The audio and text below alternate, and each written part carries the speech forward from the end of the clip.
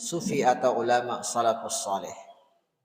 Sehingga kita pun perlu juga, kenapa ulama-ulama dahulu, ulama salafus saleh itu mereka lebih memilih yang namanya kehidupan fakir ini.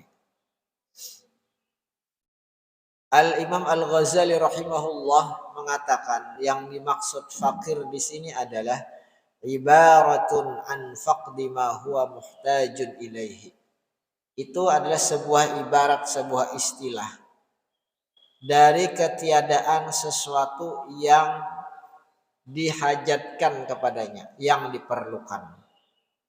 Artinya yang disebut dengan fakir itu orang menghajatkan, memerlukan sesuatu tetapi yang diperlukannya itu tidak didapatkannya. Nah, ibarah namanya daripada fakir.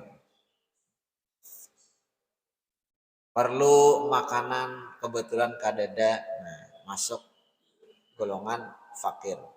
Perlu pakaian, kemudian tidak ada alat untuk membeli atau membuatnya, juga fakir. Amma faqdu ma la hajata ilaihi fala yusamma faqran. Adapun ketiadaan sesuatu yang tidak diperlukan, yang tidak dihajatkan, itu tidak disebut fakir. Memang dia tidak memerlukan. Nah, makanya para ulama sufi mereka secara kasat mata atau secara zahirnya terlihat seperti orang yang tidak mempunyai apa-apa. Kalau ada berisi rumah itu ulama tasawuf nang bahari itu sampai mengembara, ya Allah, berjalan ke sana kemari. Nah, kada berisi rumah, makanan seperlunya bila ada, ya Allah, dimakan ulah kadada puasa. Nah, sebagaimana dicontohkan oleh Rasulullah dan beberapa sahabat, malah hajat ilaih, karena memang mereka tidak berhajat, kada menghendaki. Nah, sehingga lalu disebut dengan mereka itu ghina, orang yang sugih. Sugih bukan dalam hal nang ujar Nabi orang yang kasratul amwal, orang yang banyak harta. Nah, innamal ghina ghinan nafs. Jadi yang namanya kaya atau sugih itu adalah sugih hati. Nah, oleh karena itu Imam An-Nawawi Al-Bantani mengumpulkan secara khusus pendapat para ulama dan juga perkataan daripada Rasulullah tentang keutamaan fakir ini. Dan tidak ada secara khusus membicarakan tentang keutamaan orang yang kaya, orang sugih, dalam artian sugih yang dimaksud adalah sugih punya harta. Nah, karena sugih yang sebenarnya adalah sugih atau kaya hati. Sifat qanaah, merasa cukup, mayu haja. Nah, itu yang dicontohkan oleh ulama salafus saleh. Nah, jadi orang nang faqdu ma huwa muhtajun ilaihi, fakir itu orang yang tidak ada memiliki padahal dia perlu. Adapun dia kada perlu, kada memiliki, kada apa-apa, kada disebut fakir. Memang kada perlu. Nah. Wa in kana al-muhtaj ilaihi mawjudan maqduran alaihi. Dan sekalipun adalah yang dihajatkan itu ada dan ditentukan. Ada aja tetapi kada memerlukan, kada berhajat ke sesuatu itu tadi. Nah,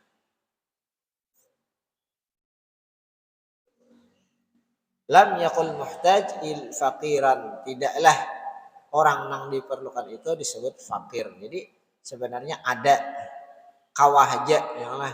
Nah, tapi sidin kada menghendaki, kada berhajat kepada sesuatu itu, maka tidak disebut fakir.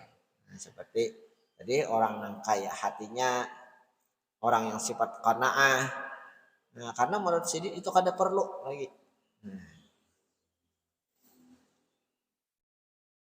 Qala Nabi sallallahu alaihi wasallam al-faqru azyanu 'alal mu'min minal izaril hasan 'ala khaddil farasi. Rasulullah sallallahu alaihi wasallam bersabda, ujar Nabi, al-faqru, yang namanya fakir itu maksudnya yang tidak memerlukan, tidak menunaikan kepada hajat manusia, artinya tidak berhajat minta pertolongan, bantuan kepada manusia. Nah, fakir tetapi tidak tamak mengharap bantuan manusia. Nah, karena biasanya bila sudah Allah Ta'ala takdirkan seseorang itu fakir, kemana harapan? Harapan kepada manusia. Entah itu dengan meminta-minta, entah itu dengan berharap, entah itu dengan berusaha, bekerja. Nah, azyanu 'alal mu'min. Jadi orang yang ditakdirkan Allah Ta'ala fakir dan kemudian dia tidak mengharap kepada manusia, terutama pemberian manusia, azyanu 'alal mu'min. Itu lebih indah seperti perhiasan 'alal mu'min kepada orang yang beriman. Nah, jadi di sisi Allah orang yang ditakdirkan fakir kemudian dia tidak tamak kepada manusia, tidak berharap kepada manusia, itu lebih indah bagi orang mukmin. Artinya perhiasan yang sangat bagus. Minal izaril hasan ala khaddil faras, dibandingkan dengan tali pelana kuda yang ada di pipi kuda. Nah, artinya kalau orang Arab itu kebiasaan menghiasi kudanya terutama di bagian tali pelananya. Nah, yang di kepalanya itu, yang di pipinya. Nah, jadi mengambil ibrah perbandingan. Artinya lebih bagus, lebih indah bagi orang fakir, kemudian dia tidak mengharap kepada manusia, tidak meminta-minta kepada manusia, lebih indah daripada hiasan pelana kuda.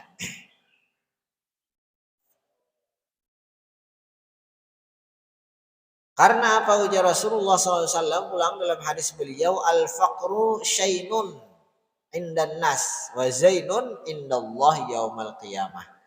Nah, memang al-faqru, kefakiran itu, ke ujar Rasulullah, syainun bagi manusia, aibun wa qabhun, aib dan juga jelek, kada baik. Nah, indan nas artinya di sisi manusia. Nah, tadi seperti yang kita sebutkan, fakir ini di sisi sebagian orang, kebanyakan orang memang adalah sebuah aib, sebuah hal yang sangat jelek dan kada baik.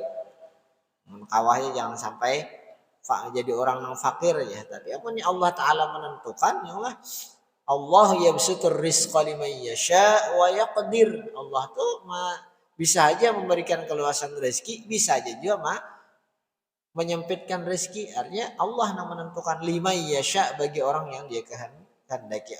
Yang Allah luaskan rezekinya berarti dia menjadi orang yang kaya, yang Allah sempitkan berarti Allah takdirkan fakir. Nah, tidak hina karena apa? Karena itu memang dari Allah. Bila menganggap hina, menganggap jelek berarti menghinakan, menjelekkan Allah Subhanahu wa taala. Nah, misalnya dalam hati, ya Allah, kenapa ulun atau kami ini ditakdirkan fakir, kada mampu, kada bisi harta. Nah, bila yang mengadu kepada Allah berarti sama dengan menyalahkan Allah. Nah, karena apa? Karena yang menentukan kefakiran, kekayaan itu adalah Allah Subhanahu wa taala. Artinya sudah berusaha bagawi, ya Allah, tapi tetap Allah Taala menakdirkan rezekinya kada banyak. Nah, berarti itu sudah ketentuan Allah, wa yaqdir. Ya, Al-Qur'an itu banyak. Pasti kalau Allah sandingkan, ya besutur rizqa liman yasha wa yaqdir. Ya besutu yaqdir lawannya. Nah, itu memang al-faqru syainun indan nas. Fakir itu aib di sisi manusia, jelek di sisi manusia. Tapi wa zainun indallahi yaumal qiyamah. Tetapi itu adalah perhiasan yang indah di sisi Allah di hari kiamat.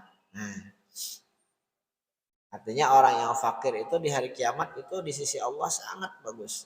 Tapi fakir yang tadi kada sampai mengharap pemberian manusia, meminta kepada manusia. Artinya tetap berusaha, tetap begawi, bekerja, walaupun Allah belum menakdirkan sebagai orang yang sugih atau kaya. Nah, tetapi kada pengarangnya mengharap manusia tadi. Nah, itu di sisi Allah zainun, orang yang sangat bagus, sangat indah, sebagaimana perhiasan di hari kiamat kaina. Artinya ketika di hari kiamat di padang mahsyar dilihat oleh Allah ada orang yang berkilau seperti perhiasan intan berlian. Oh, ternyata orang-orang fakir yang mereka taat kepada Allah, yang mereka tidak meminta-minta kepada manusia, tidak mengharap pemberian manusia. Nah, itu indah di sisi Allah. Karena apa? Li salamati sahibihi fid daraini. Karena selamatnya orang yang fakir tadi di negeri dunia dan akhirat. Nah, selamat dari apa? Selamat daripada kemaksiatan. Karena kadal faqru ayyakuna kufran. Biar perkataan ulama, ada mengatakan ulama, ada yang mengatakan perkataan Rasulullah. Nah, hampir-hampir kadang ya Allah orang yang fakir itu jatuh kepada kekufuran.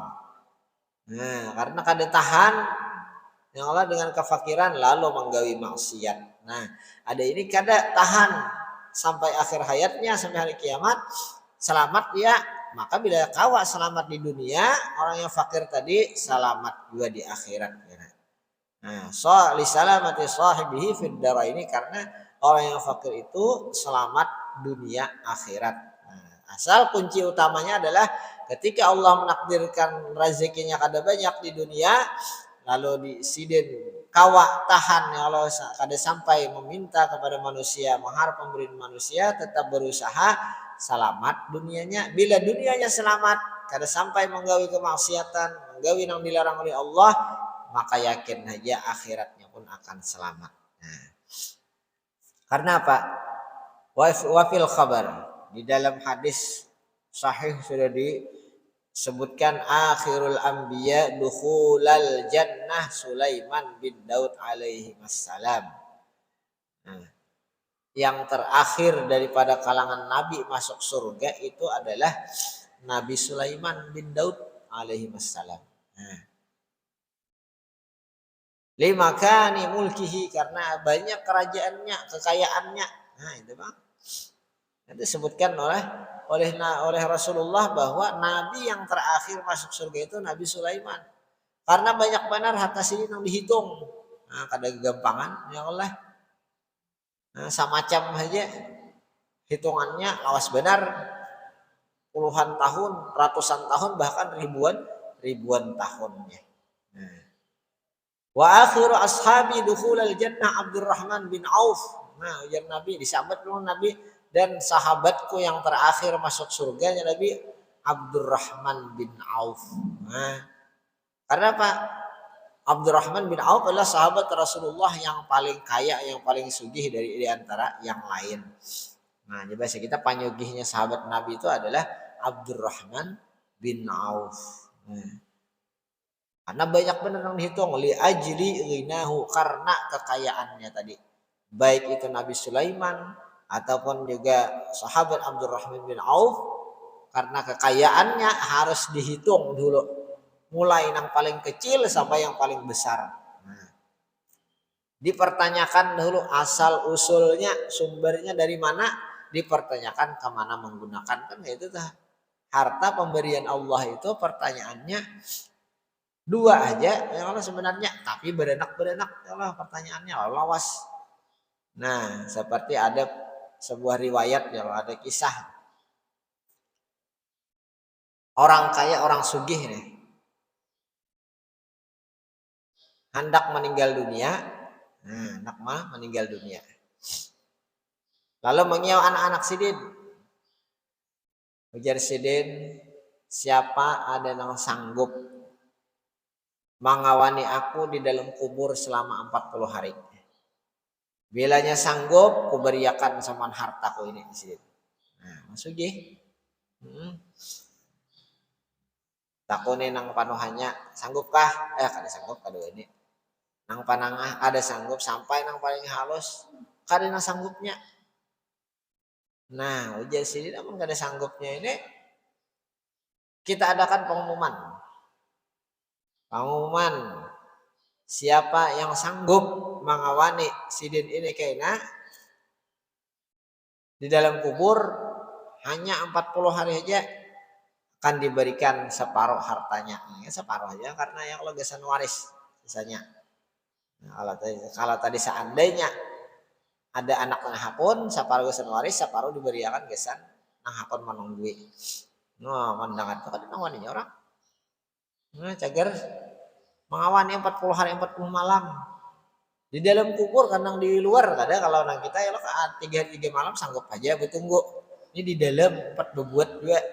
Nah, kayak apa diulahkan ya Allah kayak ruangan kubur tuh ditampakkan orang sugih kawah aja. Nah, dia umum makan gak ada nang sanggupnya gak ada nang waninya kecuali salah seorang nang sidin kebetulan dalam keadaan fakir. Tukang kayu nang gawiannya cari kayu aja saben hari.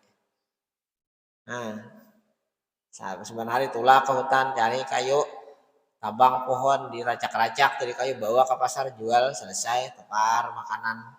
Esok ia pulang hari-hari gawin aja jadi beisi alat semacam aja beisi itu kapak. Nah, beisi kapak sebutingannya. Nah, mandangar ada pengumuman ini Presiden, nah ya sudah, yang penting sugih kena siap aja. Datangi keluarganya, akhirnya ulun siap, nah, mengawani apa orang tua bersampian apabila meninggal dunia. Sudah, akhirnya meninggal dunia, dimakamkan, dikuburkan, diulahkan tempat yang supaya kawa berdiam di dalam itu artinya disiapkannya banyak makanan minum dan sebagainya di situ mangawani aja ada harus membacakan apa yang lah coba kita guring lawan mayat tapi di dalam kubur. Nah akhirnya tiba saatnya yang basuh di kubur tuh ya Allah pasti datang ada malaikat. Nah malaikat Munkar dan Nakir datang kepada orang kaya nang meninggal tadi hendak ditanyai. Baya datang Lehomai dan ya Allah nang saya nang penunggu tadi. Nah iya aja sini cager sedin ditakuni. Ternyata baya hendak menakuni nang sugih tadi melihat ada betungguan manusia nang lain nang hidup takuni oleh malaikat. Bapak di sini. Hendak menunggu sidin ini. Karena supaya dapat imbalan hadiah. Sudah mati kan pian? Belum lagi. Nah, akhirnya apa? Akhirnya kada jadi manakuni nang mayat nang meninggal tadi, malah sidinnya takuni. Takuni apa? Gawian, usaha ini. Apa ada beisi kapak semacam. Nah, kapak itu di mana mendapatkannya? Manukarkah, mengambilkah, mencuntankah? Nah takuni isahkan aja selesai dah. Bulik malaikat. Isok datang pulang. Kada menakuni nang mayit, cuma nakuni nang menunggui pulang. Takunakan pulang kapak ikam itu bahannya dari apa? Terbuat dari apa? Dari yang halal kah, yang haram kah? Takuni pulang. Padahal kan misalkan dari nang halal baik ini kayunya nang halal aja ambil kada ampun orang kada. Sudah bulik malaikat. Isok datang pulang, betakon pulang. Pokoknya ditakut-takut semacam itu aja. Bisi kapak itu aja. Nah, kapak itu mengambil kayunya di mana? Ampun siapa? Apa? Pokoknya ditakuni terus habis ya sampai 40 hari yaitu nang ditakuni masalah kapak semacam aja. Nah, artinya macam-macam ditakuni tentang masalah kapak. Sidin desain berusaha begawi. Artinya usahanya itu dari kapak itu kayak apa, kemana menggunakan dan sebagainya. Intinya ditakunakan sampai sedetailnya supaya bujur-bujur ya Allah itu dari sesuatu yang baik yang halal. Nah sampai waktunya 40 hari lalu dibuka atau dibongkar, makamnya dibuka lah ya Allah supaya kalau keluar. Bayi sudah keluar, ternyata sidinnya kada apa-apa, aman aja. Nah, lalu langsung sidin tuh buka, ada lagi bepandiran lawan keluarga tadi. Ada bagi orang nih, ini anunya upahnya, jadi gak kada kah? Ujar sini sambil bajal mengucap, kada usah kada jadi.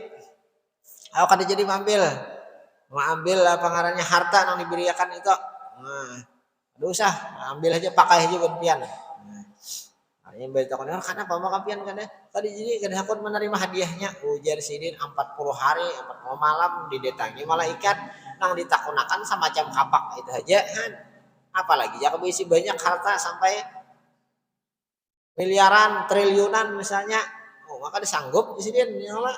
Nah baik aku nang semacam ini ini aja tuhuk mah menyahuti malaikat macam-macam tetakunan ya Allah, apalagi harta nang banyak. Nah itu sebenarnya ibrah pelajaran. Artinya orang nang tadi kaya seperti Nabi Sulaiman atau sahabat Abdurrahman bin Auf kaya itu wajar kalau tadudi karena perhitungannya banyak benar. Banyak benar yang dihitung, banyak benar yang ditakunakan ditanyakan. Nah jadi artinya bagi orang yang fakir yang secukupnya aja dan kadang mengharap manusia, maka kada banyak tetakunan, kada banyak hitungan, otomatis talakas ya kalau masuk surga. Lakas untungnya lakas dia masuk surga. Nah, ini dah. Bapak Ibu sekalian rahmati Allah. Qala sallallahu alaihi wasallam. Telah bersabda Rasulullah sallallahu alaihi wasallam, hubbul fuqara'i min akhlaqil anbiya wa bughdul fuqara' min akhlaqil fara'inah. Mencintai atau cinta al-fuqara, mencintai kepada orang-orang fakir itu min akhlaqil anbiya, termasuk akhlaknya para nabi. Cinta menjadi orang fakir dan cinta kepada orang yang fakir itu akhlaknya para nabi. Artinya kalau kebetulan diandai orang menjadi fakir, dia senang katuju aja menerima. Kemudian ketika diandaki menjadi orang sugi berduit, sangat senang katuju dengan orang-orang fakir. Katuju apa? Katuju membantu, memberi macam-macam. Nah kalau membantu kada apa-apa. Ini maksudnya nang fakir itu mengharap pemberian, meminta aja.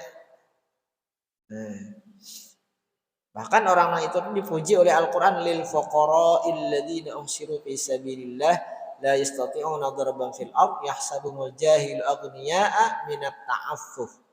Nah, pada intinya orang-orang yang fakir yang dipuji Allah itu mereka kawa menjaga daripada meminta-minta dan mengharap manusia. Ta'affuf namanya atau iffah. Dan sebaliknya wa bughdul fuqara'i min akhlaqil fara'inah. Benci kepada orang yang fakir atau benci terhadap kefakiran min akhlaqil fara'inah, itu adalah akhlaknya para Fir'aun. Nah, Fir'aun itu nya kan sugih-sugih nah benang berisi harta, berisi kerajaan, kayak pacarannya jangan sampai fakir atau miskin. Nah, walaupun harus misalnya menindas rakyat, walaupun harus menzalimi masyarakat, itu adalah akhlaknya Fir'aun. Nah, kada hendak benar fakir dan kada hendak benar, jadi kada katuju benar terhadap orang fakir.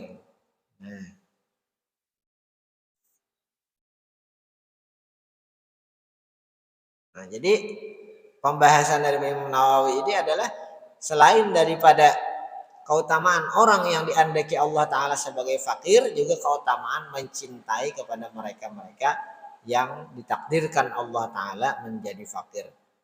Oleh karena itu pulang dalam hadis Nabi mengatakan likulli syai'in miftahun wa miftahul jannah hubbul masakin wal fuqara lisabrihim hum julasa'ullah Ta'ala yaumal qiyamah. Bagi tiap-tiap sesuatu itu ada kuncinya, dan kunci surga diantaranya ujarnya bila hubbul masakin wal fuqara, mencintai kepada orang-orang miskin dan orang-orang fakir. Mencintai karena apa? Lisabrihim, karena kesabaran mereka. Nah, jadi orang fakir nang sabar menerima kita dengan ketentuan Allah, takdir Allah. Wal fuqara, dan orang yang fakir miskin tadi. Karena apa? Hum julasa'ullahu Ta'ala yaumal qiyamah. Mereka adalah orang-orang yang sekedudukan dengan Allah hari kiamat. Jadi Allah kumpulkan sini aja Allah Ta'ala orang-orang yang fakir miskin berkumpulan di sini. Nah, karena kalian kada terlalu banyak yang ditanyai, maka berdahulu masuk surga. Nah, makanya sampai Nabi itu berdoa, ya Allah jadikan ulun ini orang yang fakir, orang yang miskin, matikan ulun dalam keadaan fakir, miskin, dan kumpulkan aku jadi Nabi dalam golongan-golongan orang-orang yang fakir dan miskin. Nah, jadi Nabi lebih memilih Lebih baik hidup dalam miskin karena selamat kan. Kemudian mati dalam keadaan fakir karena mati dalam keadaan fakir itu kan tapi banyak dipikirkan. Nah, bilanya dalam sugih itu kayaknya kayak apa ini busialah kayaknya warisannya tak kasih apa tak kasih apa. Apalagi ibu-ibu binian misalnya Allah punya harta bisa banyak mah aja kayaknya cager tak bini anomnya macam-macam ya Allah. Nah, pikiran lebih baik dalam keadaan yang Allah takdirkan ya lo ridha ditakdirkan Allah dan fakir miskin sebagai Rasulullah karena hari kiamat sekedudukan dikumpulkan oleh Allah khusus cager badahulu masuk surga.